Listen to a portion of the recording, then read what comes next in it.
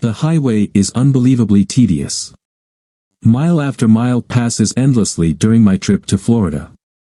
It's still early in the morning, and I'm already bored to death. The day doesn't seem promising at all. I could amuse myself by bothering one of my friends with a long phone call, but I rarely drive long distances, and my new car didn't come with a phone charger. I also forgot to bring a USB charging cable. As a result, I have no way to recharge my dead phone battery.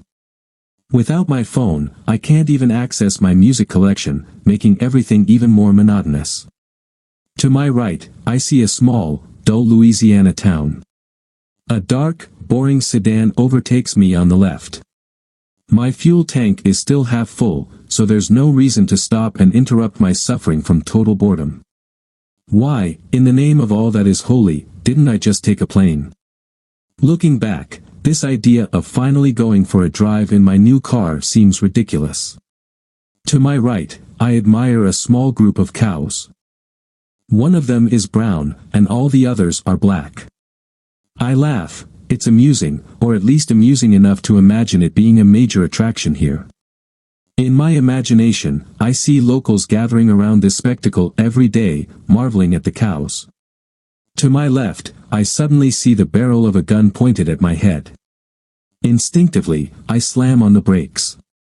I barely have time to realize that my side window is shattering. I glance to the right and see the highway exit through another shattered window. Without letting go of the brakes, I swerve the car, narrowly avoiding disaster. The pedal remains pressed against the metal even as I drive through the grass before quickly returning to the asphalt. I glance in the rearview mirror. There's no one in sight, just an empty, innocent-looking highway exit. I realize I'm surprisingly calm. Shouldn't I be more shaken? Maybe trembling like a leaf would be more appropriate. Perhaps at least a hint of panic. I've never been in this kind of situation, don't know how I'm supposed to react. Although survival is clearly at the top of my list, one question remains: who could possibly want to kill me? I think of myself as a classic nice guy. I've never seduced another man's wife, or at least, not that I'm aware of.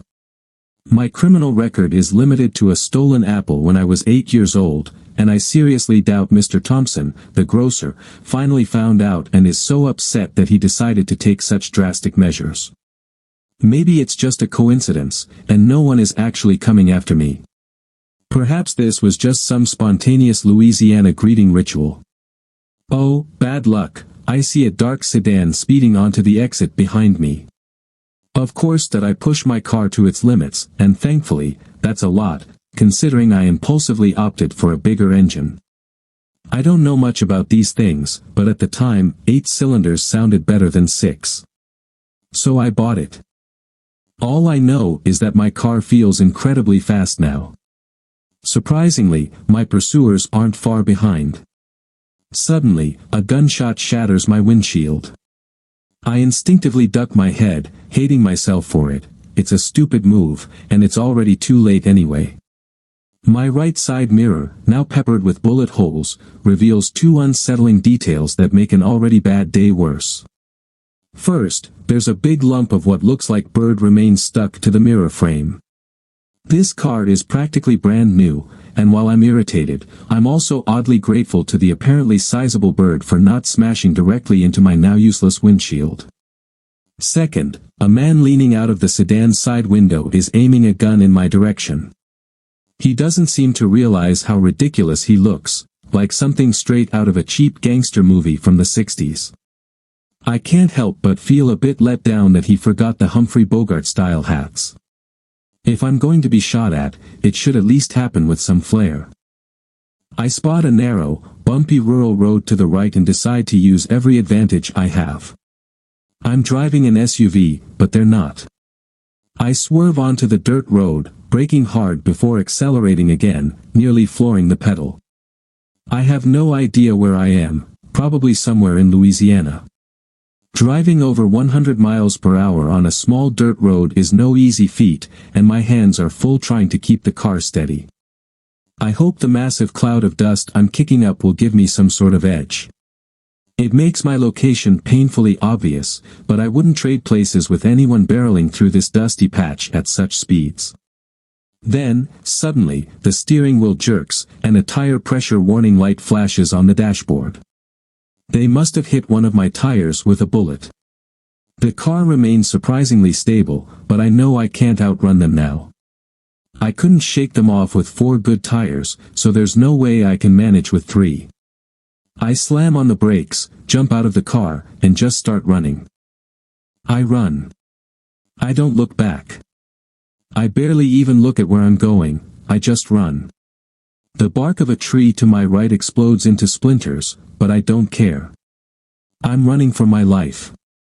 I don't even know how many are chasing me, maybe 1, maybe 2. Probably 2. That's how it always is in the movies. Cops come in pairs, and assassins are always alone. Does it matter? Not really. Still, an absurd number of thoughts are racing through my mind in what I assume are the final seconds of my life. Well, it was good while it lasted. That's probably the phrase that sums it up best. Always stick to the classics when in doubt. It's sad, really, that this good life should come to such an abrupt end at the age of 29. The fact is, I somehow won the lottery of life. Even though today doesn't feel like it, I look good, not that I personally believe it, because I don't usually place much value on men's appearances, including my own. But the part of the female population I happen to like assures me it's true, and the opinion of the rest doesn't matter much to me. A fork in the road appears ahead, left or right. It doesn't matter yet. I have no idea where I am, but that's not important. Where I run isn't the issue, what matters is that I keep running. I'm running more out of habit, clinging to life as long as possible, than from any real hope of being saved.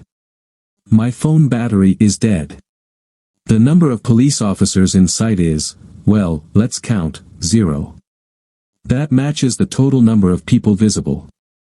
I'm unarmed. I've never trained in martial arts, never been near Marines, Green Berets, Navy SEALs, or anything of the sort. I'm more of a peaceful, non-confrontational type. Oh, and I prefer running on grass. The road looks dangerously muddy and slippery. So, yes, I'm doomed. A professional killer is chasing me, and I'm just an unarmed, incompetent guy spoiled by a privileged life. My only fight was with Timmy Burns when I was 11, and I lost. Most likely, I'm going to get killed, even if they run out of ammunition. Spoiled. Definitely. Wealthy. From the moment I joined humanity. I'm the heir to an old fortune, smart enough to graduate from an Ivy League university, but with no intention of ever becoming a lawyer. I lived in luxury, doing meaningless things, never contributing anything to humanity except existing and consuming resources that could have been better invested in more ambitious people. That's what it all boils down to. I'm redundant. No kids, no responsibilities, nothing. I'm a losing proposition for humanity. Somehow, I never realized this. I was too busy being me, driving luxury cars, chasing beautiful women, living in lavish houses, and traveling. But now, as I run along a dirt road somewhere in the South, it seems blatantly obvious. Humanity would probably survive just fine without me. More precisely, no one would care. That realization is profoundly disappointing, and it feels far too late to change my life. Still, one thing might work in my favor. I've always been good at sports, and I've done a lot of running. I think I've kept a decent pace so far. I can no longer hear anyone behind me, and even the gunshots have stopped. Good. I'll take the left path again. Maybe I've managed to put some distance between myself and the killer, or killers. For all I know, there could be 20 people chasing me. I picture a group of men in black suits and sunglasses stumbling through this path. But realistically, no more than 5 respectable assassins could fit into that sedan. At least it's comforting to know I won't die as ignorant as I lived. By now, I have a pretty good idea of who, and why, someone might want me dead. Finding myself in this uncomfortable situation is partly my own fault. The road curves, and suddenly I emerge into a kind of clearing. It looks like a trailer park. About 15 trailers are scattered haphazardly across the space, with no semblance of alignment. Their arrangement is entirely chaotic, as if thrown here by a careless child. Everything is eerily silent, and no people are in sight. Most of the trailers are adorned with odd decorations, strings of lights, colorful lamps, and other trinkets that make the place look tacky and cheap. Yet, in its garishness, there's a strange harmony to it. Well, I can't afford to be picky, can I? I run toward the nearest trailer, deliberately skipping the one with a Jesus loves you sticker. That feels a bit out of place, given the circumstances. I bang furiously on the door of what I hope will be my chosen refuge. Don't bother me. Can't you see my lights off? A bored female voice calls from inside. Oh great, what is this? Some kind of brothel in the woods.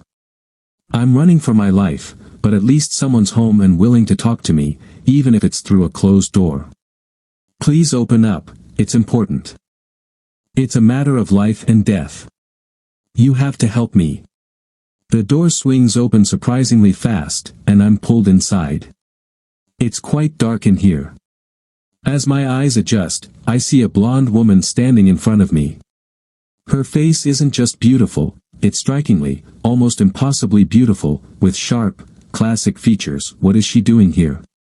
This doesn't seem right. Somehow, I feel a woman this stunning shouldn't be living in an old trailer deep in the woods, doing whatever she's doing to get by. It just doesn't add up. She's about a head shorter than me and stands with her hands on her hips, looking at me expectantly. Her makeup is heavy and garish, but maybe that's what's expected around here. If she paid a bit more attention to her style and clothes, she'd be breathtaking. It takes me a moment to notice that the trailer is filled with books, which surprises me. Well, excuse me for the intrusion, ma'am, I say. But someone's following me, and to be perfectly honest, they're trying to kill me. By the way, my name's Joe.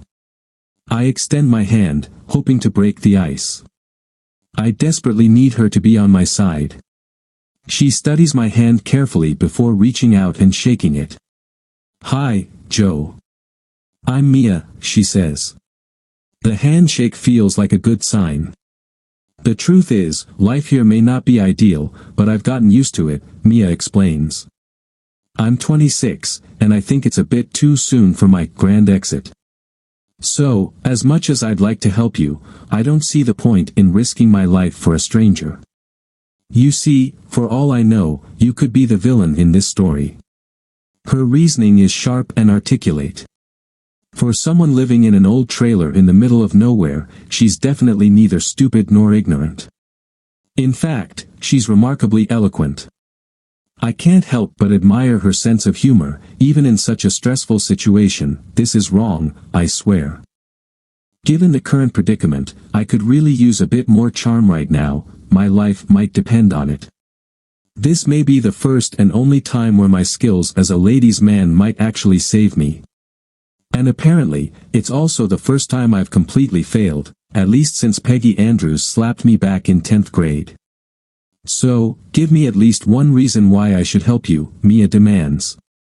Imagine the alternative, I say, taking a gamble.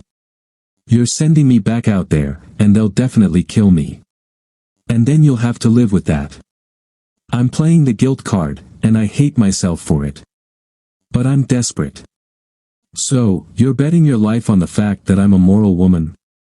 Mia responds, still holding my hand, squeezing it slightly. Why should I have lower morals than anyone else? She asks. Look, I don't like guilt-tripping people. This isn't your problem, and I don't want to burden you. But I've started to really enjoy being alive, and I'm desperate. If they kill me, well, it'll ruin my day, I say, attempting a weak joke. To my relief, her expression softens slightly, and I hold my breath, hoping I've convinced her. It would be a small miracle, considering how I must look, sweaty, with torn clothes. She evaluates me for what feels like an eternity before finally speaking. All right, what do you need? Could you call the police? My phone's dead. Sorry, no network here. There are no phones at all. This little paradise is as off the grid as it gets, she explains. I glance at my watch. I need to survive for, let's see, about 15 hours until midnight. Then I'll be safe, I think, I calculate aloud. She studies me thoughtfully, then seems to come to a decision. I can only hope it's the right one, the one that will save my life. Follow me, she instructs. Mia leads me to a closet. These guys are bad news. They'll definitely come here. We need a better hiding spot, I say urgently.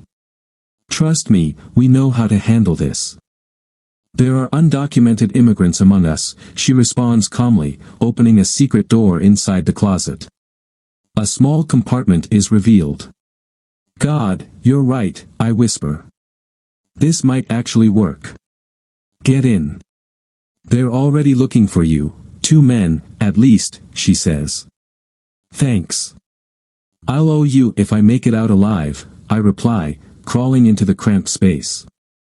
She shuts the door behind me, plunging me into complete darkness. The faint smell of dampness fills the air.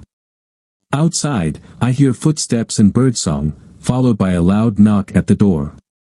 Open up. A man demands.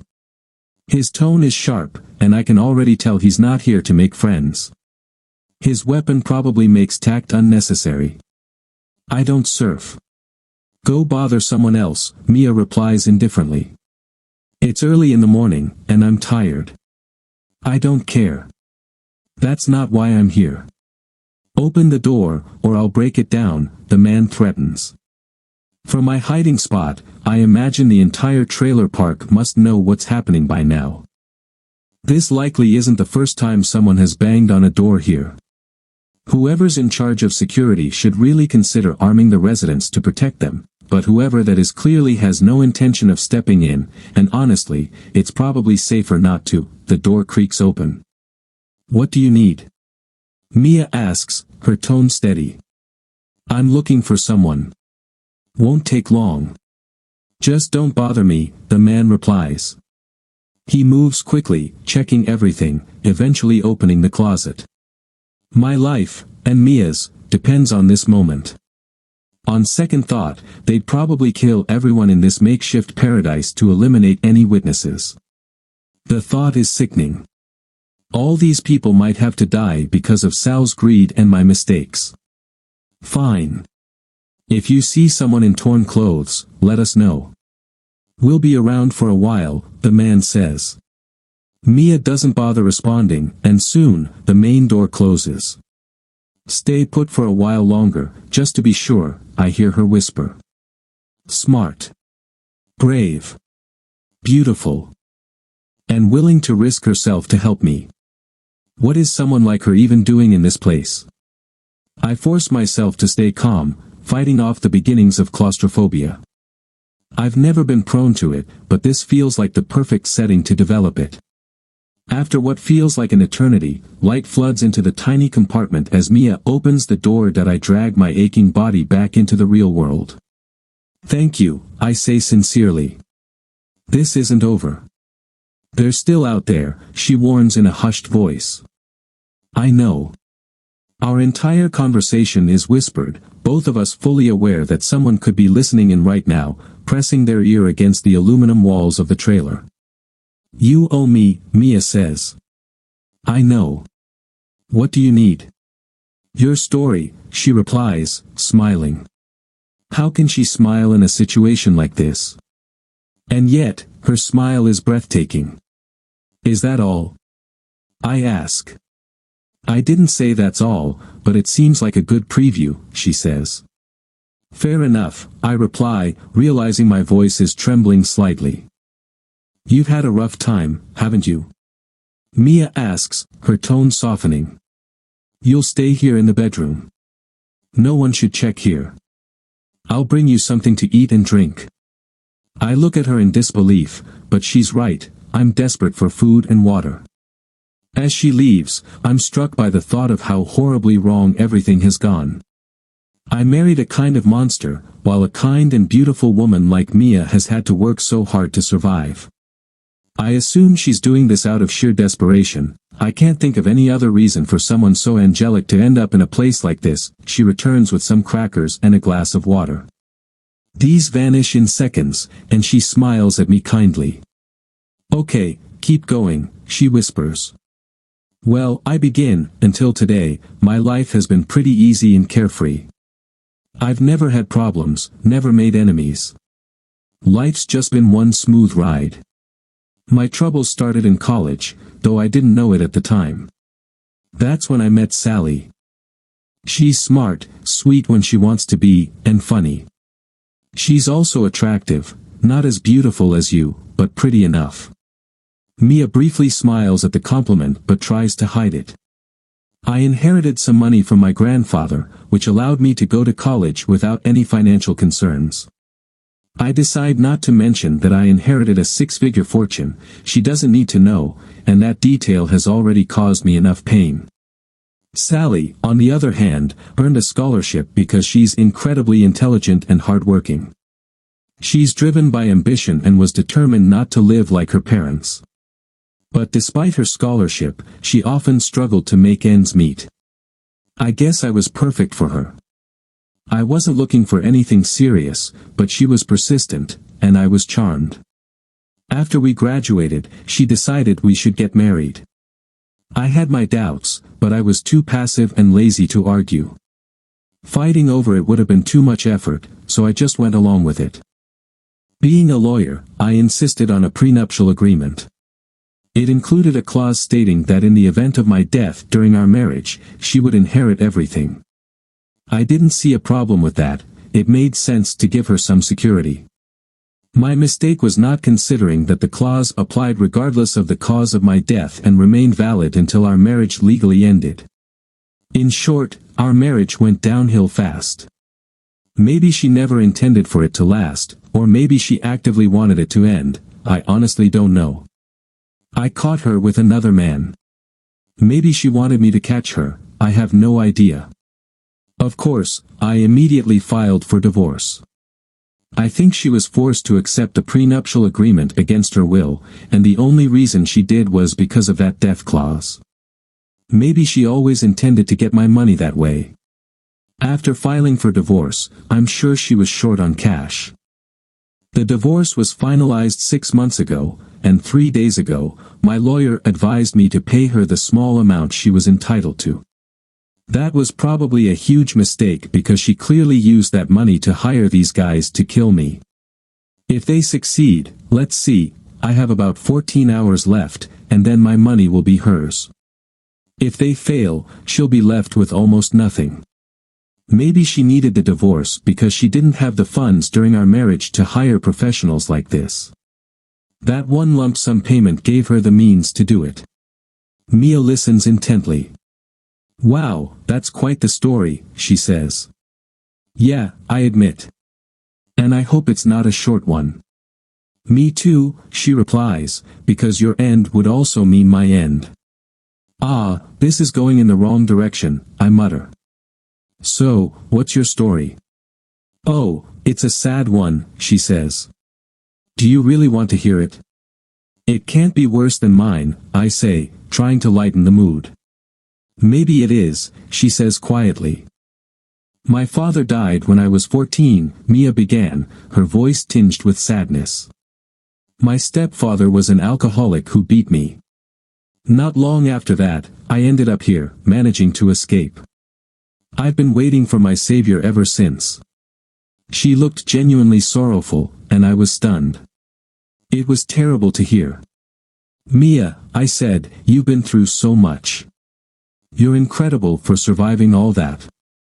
She gave me a faint smile before her expression turned serious. Joe, you're a good guy, but you're completely gullible. I really don't know if I can let you go back out there unsupervised. You won't stand a chance against the next danger. You're too nice, and too naive. What's the point of saving you today if you're too trusting to survive on your own after this? I blinked, confused. I don't understand. What are you talking about? Joe, you believe that nonsense I just told you? She said, suddenly laughing softly. Mia leaned closer. I grew up in comfort. I got great grades in school. But after graduation, I was too lazy for a regular 9-to-5 job. The thought of it depressed me. So, in the absence of a knight in shining armor, I decided to take up an old, prestigious profession. It seemed like the easiest way. She smiled mischievously, and I couldn't help but laugh in return. She gave me a light punch on the arm, and we both struggled to contain our laughter. Her humor matched mine perfectly, dry, sarcastic, and self-aware. My ex-wife Sally used to call me a cold fish, but the truth was far from that. I'm actually a pretty emotional guy. I just tend to stay calm and logical in tough situations, trying to find humor wherever I can. Mia seemed to be the same, which is probably why we were getting along so well. But seriously, why are you here? Doing this? I asked, my curiosity getting the better of me. I quickly realized I didn't like working through intermediaries, she said. They don't offer much protection, they just bring problems, violence, stupidity, and disappearing money. Here, I can work without that burden. I see, I said thoughtfully. But what about love? Do you still care about that? Oh, absolutely. I love books and read a lot of romance novels. I still dream about love. What I'm doing here has nothing to do with that. Believe it or not, I've never actually made love to a man in my life. I'm still something of a flower. I looked at her incredulously. You're joking again. No, I'm serious, she said. I've had plenty of sex, in many variations. But I've never had a true, intimate night with someone. I've never felt any genuine emotion while doing my work. So yes, making love and loving someone is still very much on my agenda. The problem, she continued, is that I just don't meet good men. The guys who come here are usually the kind who can't get anything better elsewhere, the dregs of the male population. We're not exactly operating in the luxury segment of this business, you know. The real issue is that I need to remind myself that decent men must exist somewhere in the world. I just don't see them here. I smiled and winked. Well, not often, anyway. She smiled back, though it was rare to see. So, are you unhappy with your current situation? I asked. Yes, she admitted. But not desperately so. I definitely need to change something soon. But as easy as it is to get into this line of work, it's just as hard to get out. I don't think I have the qualifications for a normal job, right? Mia said. I simply nodded, realizing things were getting serious.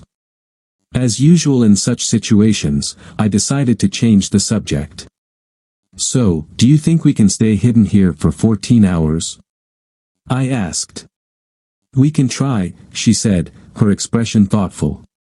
But what if Sheriff Clarkin and his deputy decide to pay a visit to Clara and Becky? If we're lucky, they'll come soon. The girls will probably tell them something's wrong, but I have no idea what they'll actually do about it. All right.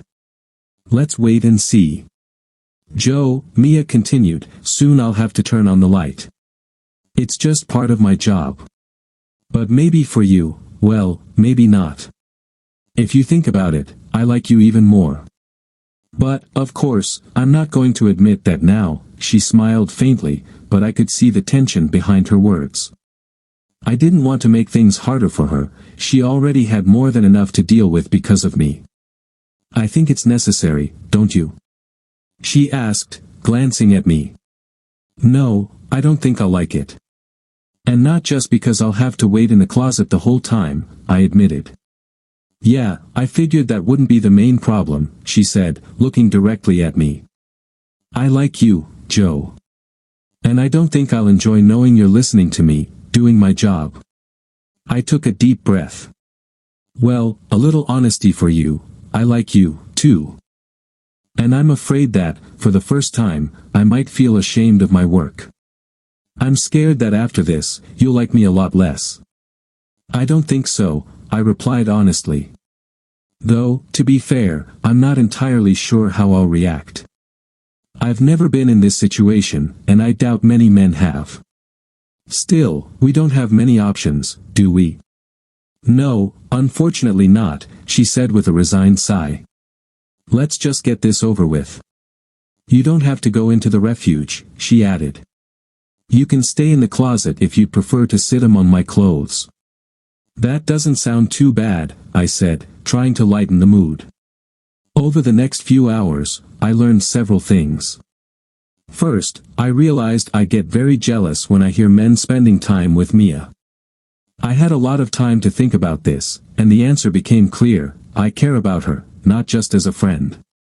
I didn't like hearing disrespectful remarks directed at her, though she handled them with poise and professionalism.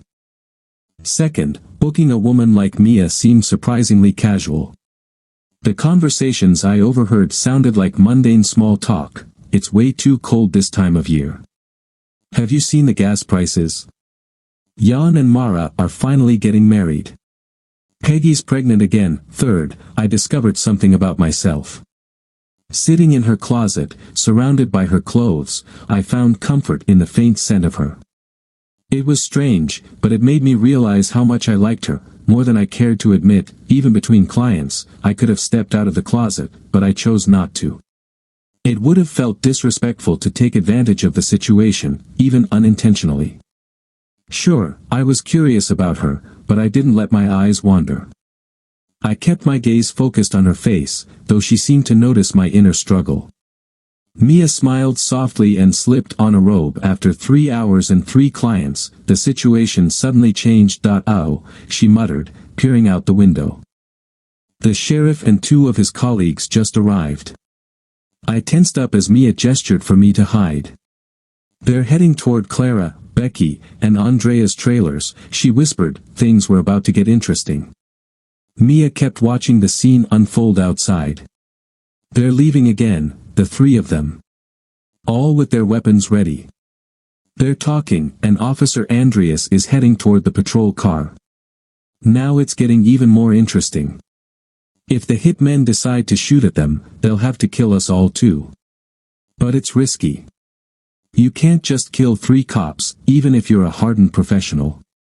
It's too big a risk for one job. You really know what you're talking about, I replied, surprised. I've seen a lot of bad things, but never this close, she said.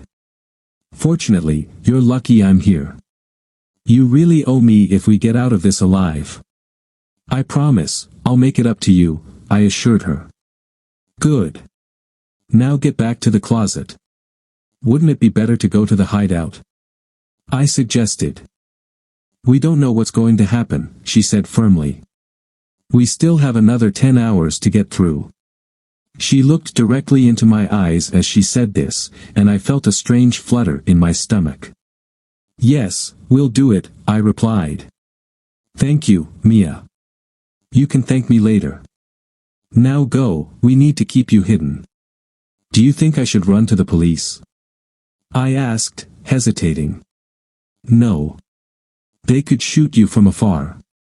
They probably have rifles, it's too risky. You're right, I agreed reluctantly. Better to stay hidden. This decision gave Mia the chance to protect herself, but instead, she chose to risk her life again to save mine. I felt a pang of guilt, but also a sense of gratitude and admiration. As I retreated to the less than comfortable hiding place, I overheard Mia taking care of 2 more clients. Exhausted, I drifted off to sleep, only waking when she came to tell me she was turning off the lamp so I could sleep better. If you need anything, just let me know, she said. By the way, it looks like the sheriff decided to leave 2 officers in the patrol car to protect Clara's caravan. Those 2 guys don't stand a chance against professionals like these, not while eating donuts in their patrol car. True, Mia. But there's nothing we can do about it. Let's just hope the hitmen don't take that kind of risk.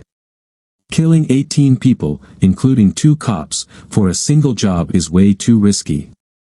I agree, she said. Let's hope we're right. Before going back to sleep, I whispered, I'd like to use the restroom. She laughed softly. Go ahead.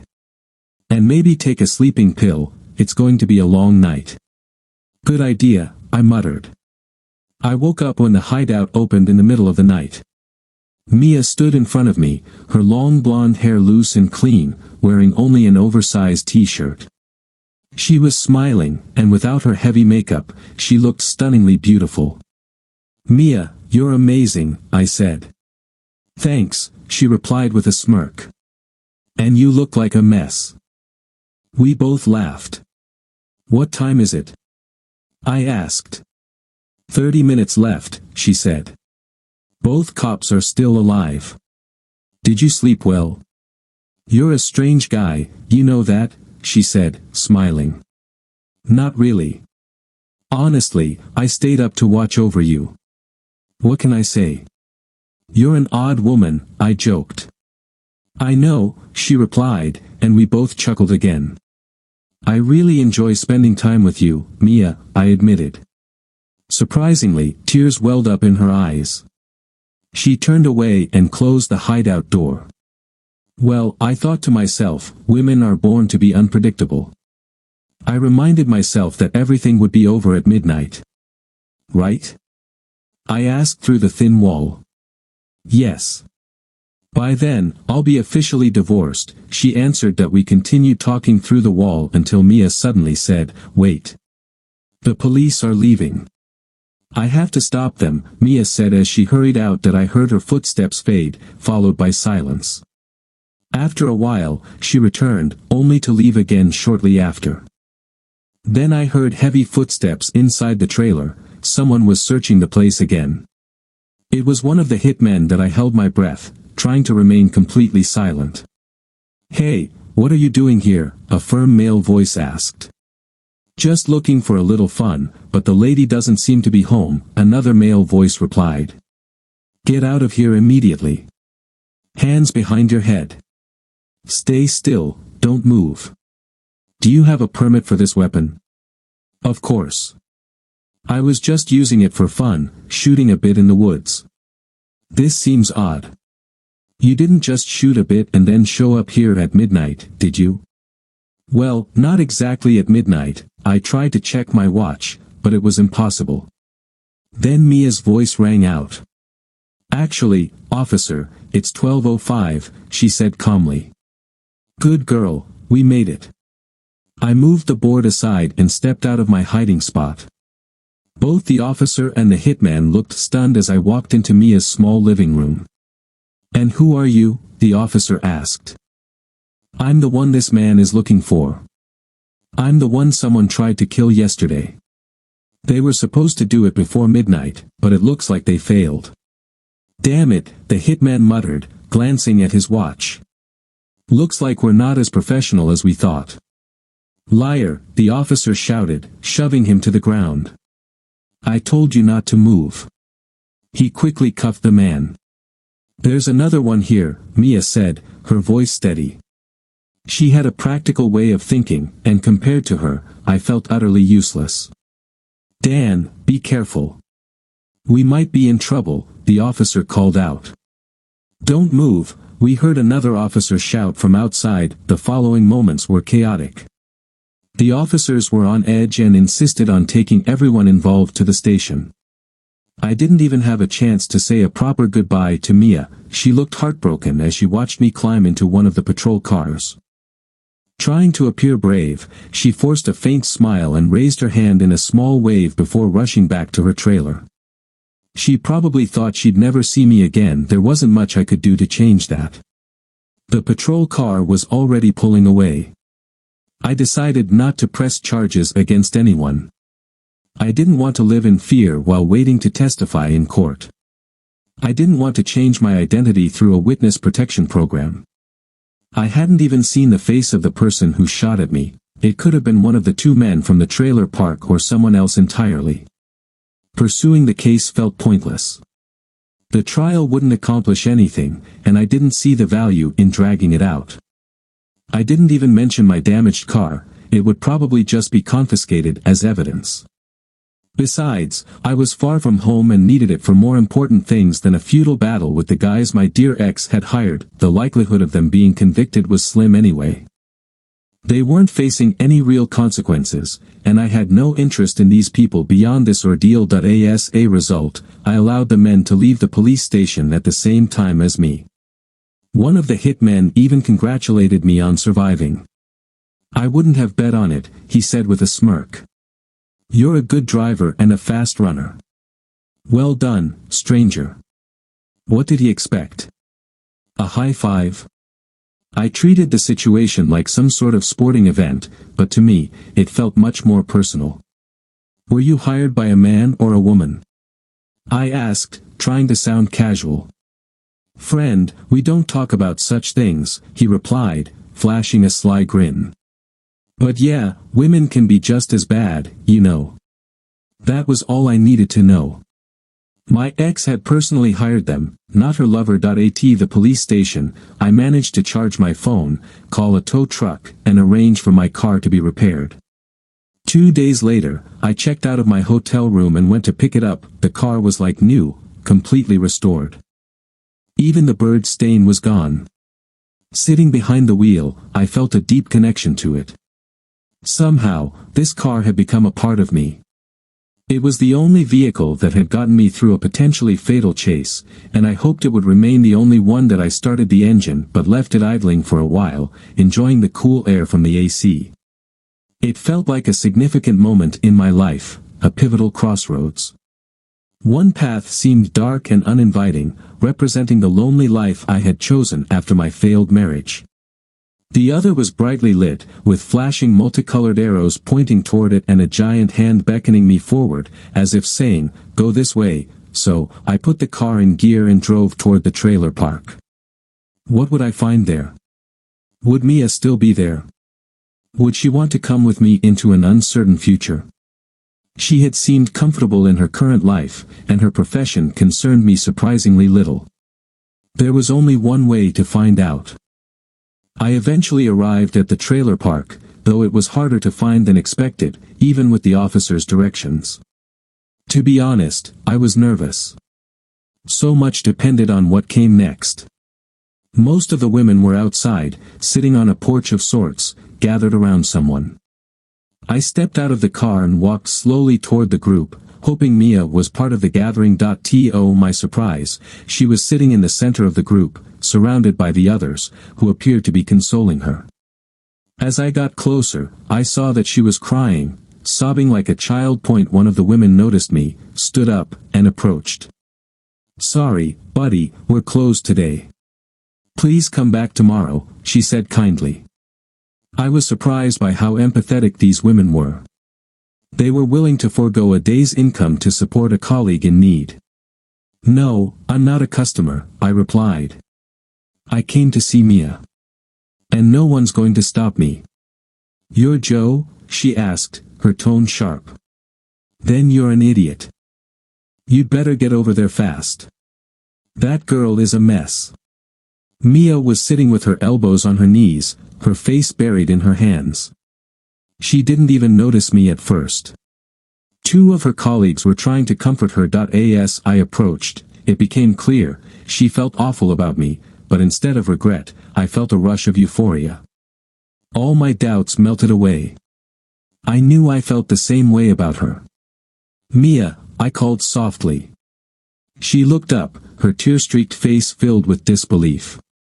For a brief moment, she just stared at me before leaping up and running straight into my arms. She jumped into my embrace, and we hugged tightly. Finally, we kissed for the first time. It was as magical as I had hoped, though a bit chaotic. "As time goes on, I'm sure we'll calm down a little." "Why did you come?" she asked, once she'd composed herself enough to speak. "Why do you think?" "I came for you," I said simply. "Take me," she whispered, her voice trembling with uncertainty. "What do you mean by that?" "Take me with you." "That's what I mean," I said firmly. "Joe. I'd love to, but I'm not worthy. Countless men have used my body over the years. I'm not intact. Do you really think you could still love me?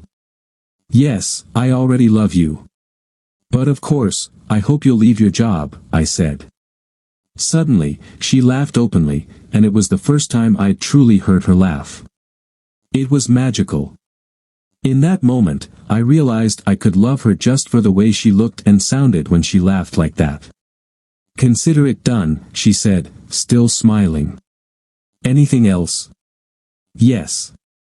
You need new clothes and a different hairstyle.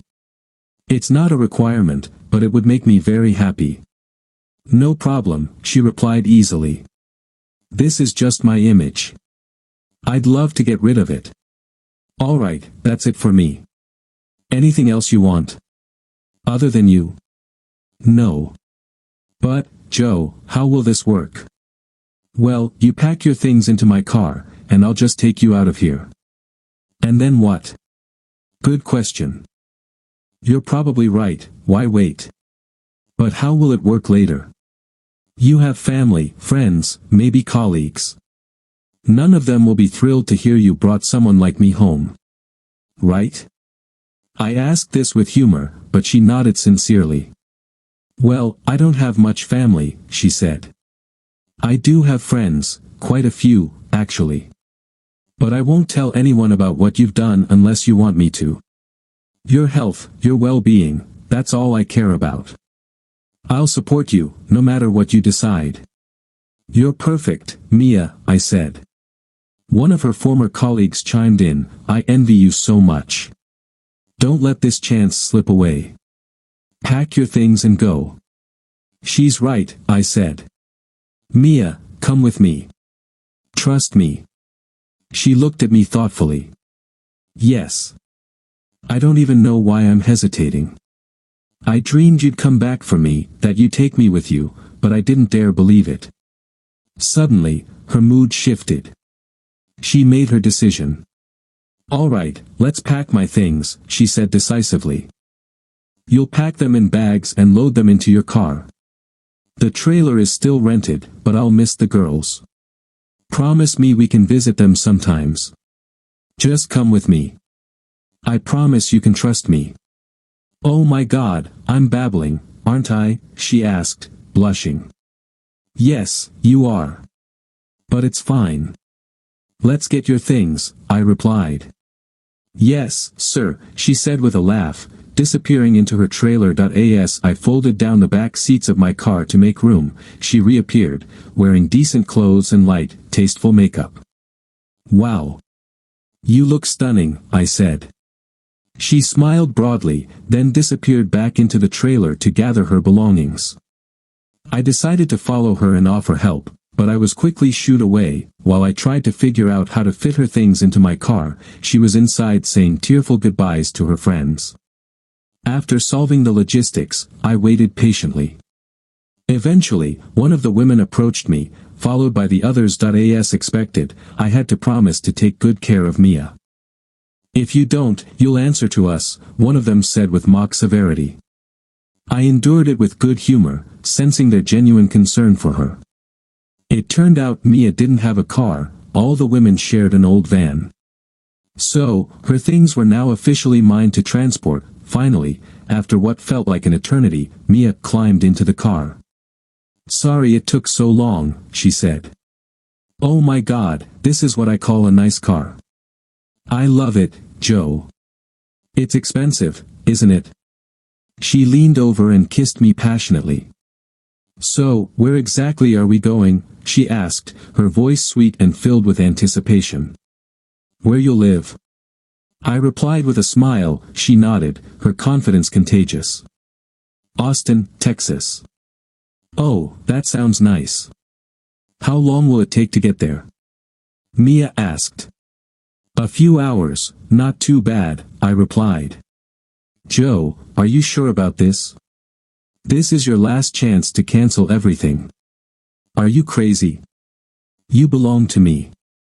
I won't let you rot in that trailer. You don't belong there. You're coming with me, you'll live in my house, and even if nothing works out between us, I'll help you improve your life. Mia glanced at me shyly, her voice soft. Oh, is that how it is now? It is, I said firmly. All right, then. But let's think about all that later. For now, we're starting our lives over. Let's not talk about anything too serious. I think we both need to leave the past behind. Agreed. Let's just enjoy the trip. It turned out that traveling with her was far less boring than traveling alone. In fact, I genuinely enjoyed it. A few hours later, we pulled into my driveway. Mia looked at the house in disbelief. You've got to be kidding me, she said. Why large, modern mansion came into view, and Mia gasped. Joe, she said teasingly, is there something you forgot to mention? This can't possibly be your house, right? Well, maybe it is, I replied with a playful smirk, feigning remorse. Oh my God. So this is why she tried to kill you. Being rich can be dangerous. Oh yes, to say the least.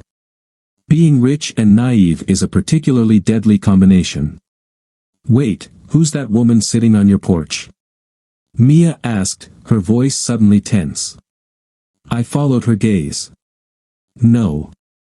It can't be. I don't believe it, I muttered. There she was, my ex-wife, Sally, sitting casually on the porch as if she owned the place. Mia laughed dryly. Wow, this should be fun.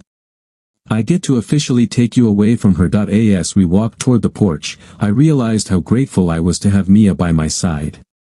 It felt good knowing she'd be there to stand with me and, frankly, to put Sally in her place. It was perfect, really.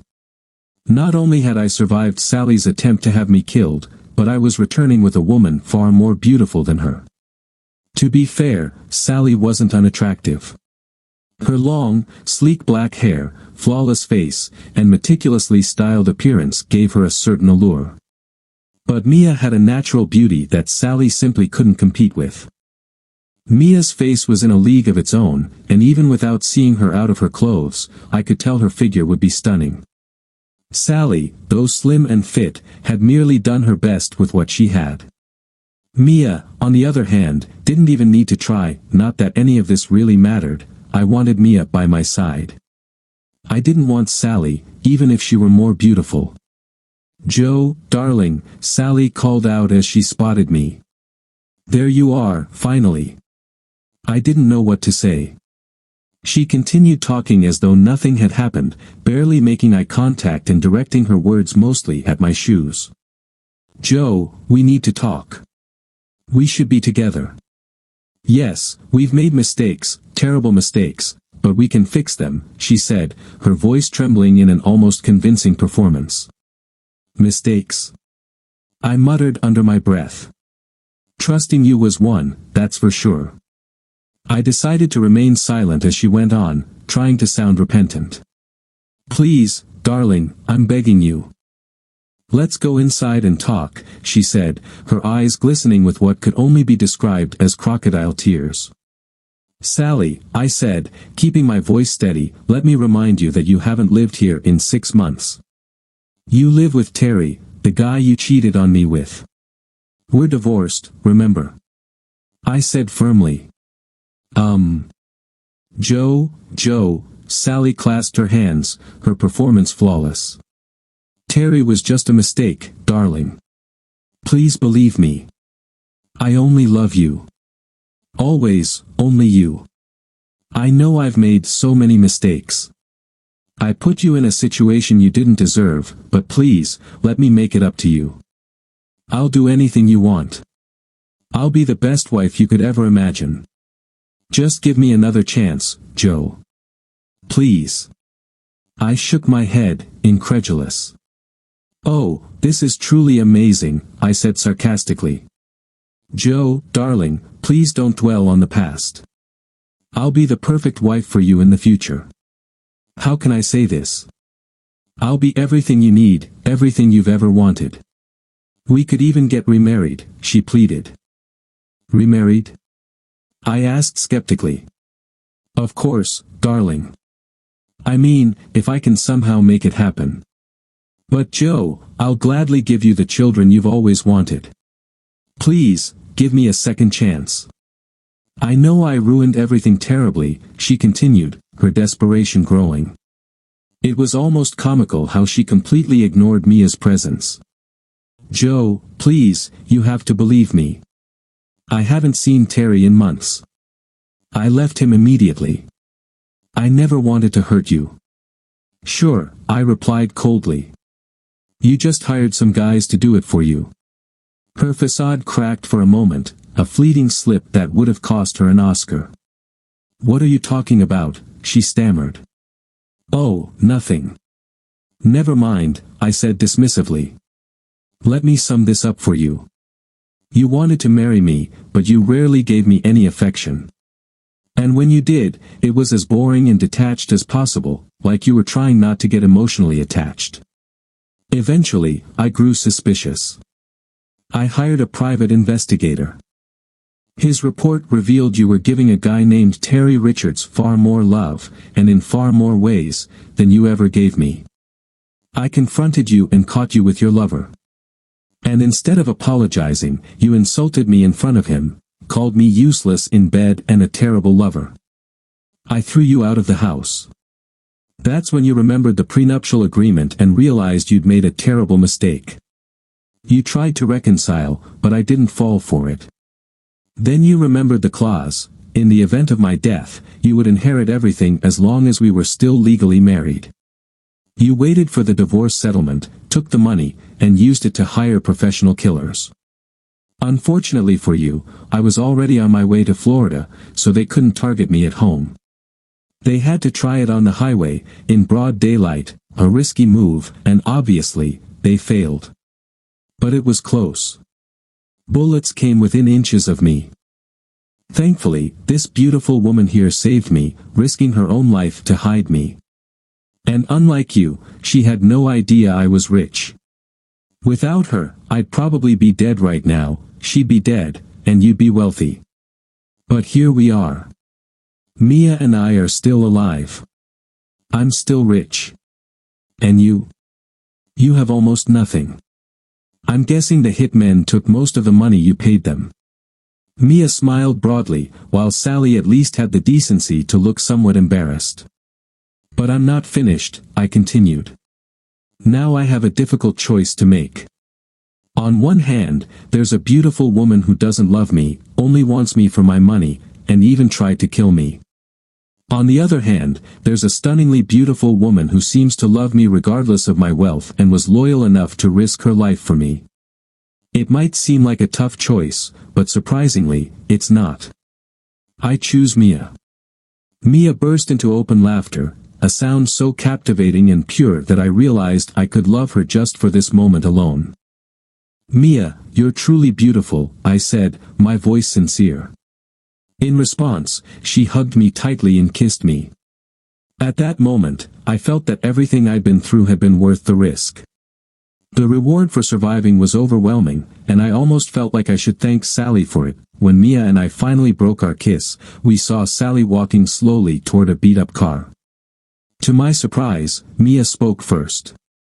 "Sally, don't be so sad. You've had a luxurious life for years, and honestly, you should probably be in prison right now. I think you should be quite happy with this outcome," Mia said calmly. Sally turned back, her voice softer than I expected. "You're probably right. I know I've lost, and I'm lucky things turned out the way they did. And to be honest, I'm glad Joe is alive. Sure, I'm angry, but not as much as I thought I'd be."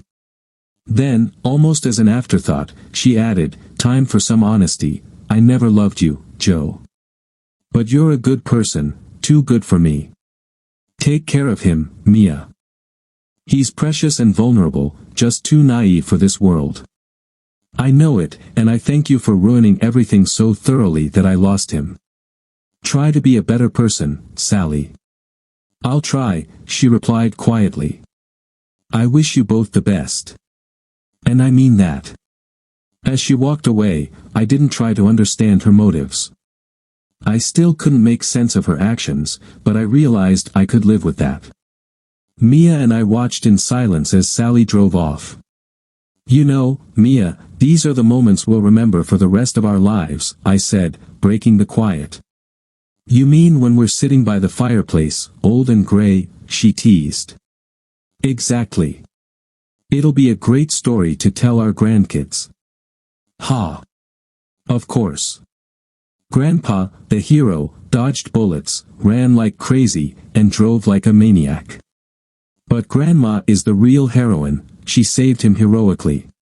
Though, we might need to tweak the story a bit about my profession. Perhaps, I said, laughing. Now, let me show you your house. Our house, she corrected with a grin. Suddenly, the situation felt surreal. Here I was, standing with a woman I'd barely known for more than a day. I'd kissed her but never been truly intimate with her, not even seen her undressed.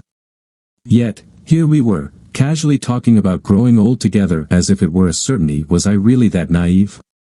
I decided not to rush things and let them unfold naturally.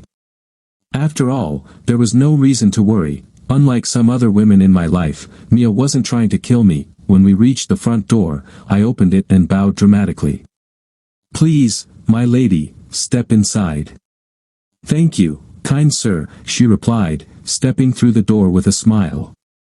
Oh my God, Joe, this is incredible, she exclaimed, her voice filled with excitement. She darted through the house like a child, her joy infectious. She paused at the large sliding glass doors, taking in the terrace and pool. She marveled at the fireplace, the spacious kitchen with its island, the luxurious bathroom with a panoramic view of the garden and a jacuzzi, the guest bedrooms, and finally the master bedroom. More than once, she jumped or squealed with delight. This doesn't even compare to my luxurious trailer, she said with mock sarcasm. I already miss the tacky lighting, the damp Wi-Fi, and the endless boredom. What else could I possibly do to convince you to stay? I teased. Mia's energy filled the house, turning what could have been an awkward moment into something fun. Feigning desperation, I said, well, it won't be easy.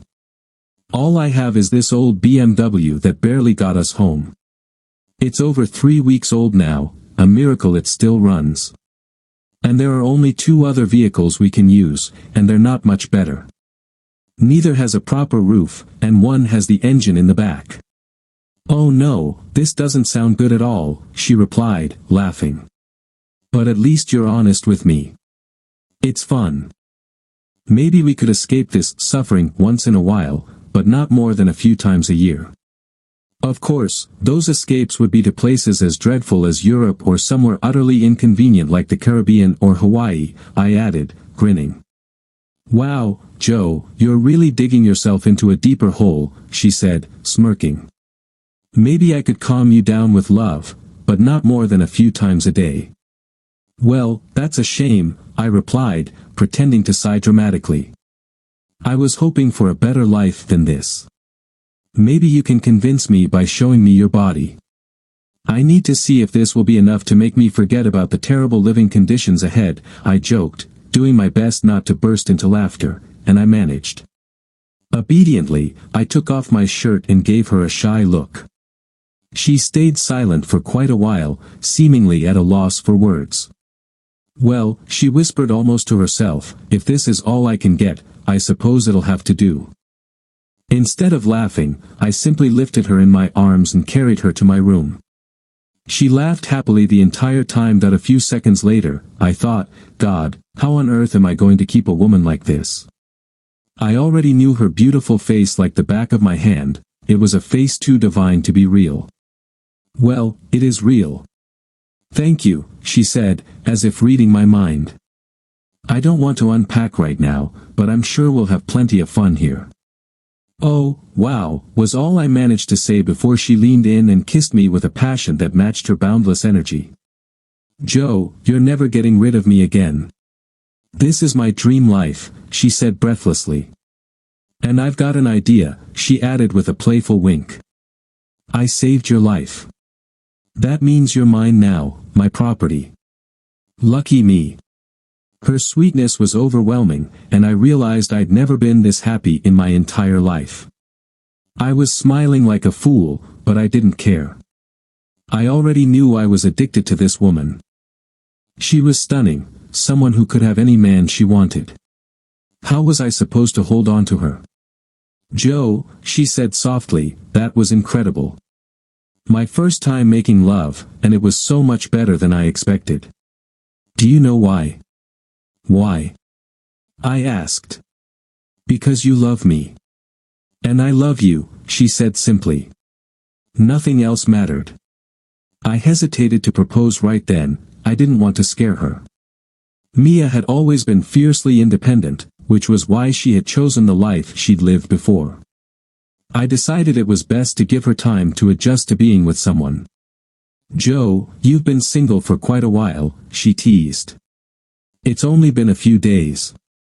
I protested.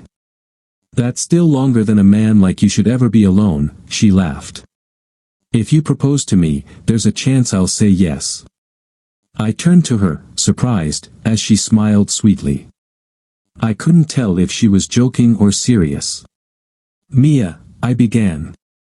Yes, Joe. I mean, I'm serious. I'm not joking. She looked at me, her smile softening. You're serious? Well, in that case, go ahead. Propose to me. Yes, I said, and before I could say anything more, she began crying and hugged me tightly. I guess I did it right, I said, kissing her deeply. Why are you thanking me, she asked. For accepting me, for choosing me, and for saving me, I replied. She smiled again, her beauty as radiant as ever. Her mood shifted like a child's, nothing serious lasted long. Well, my fiancé, where should we get my ring, she asked playfully.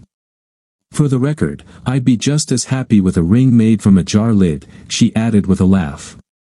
A jar lid? I repeated, amused. Yes, from some place called Van Dam, or whatever. I don't know where that is, but they supposedly have the best jar lid rings, she teased. All right, dear fiancé, I said. Wait for me to get on one knee as soon as we find the ring. I grabbed my iPad and began searching for places that sold rings. Oh, how about Paris? I joked. She hugged me so tightly I could barely breathe, but I didn't want her to stop. Some things are more important than air.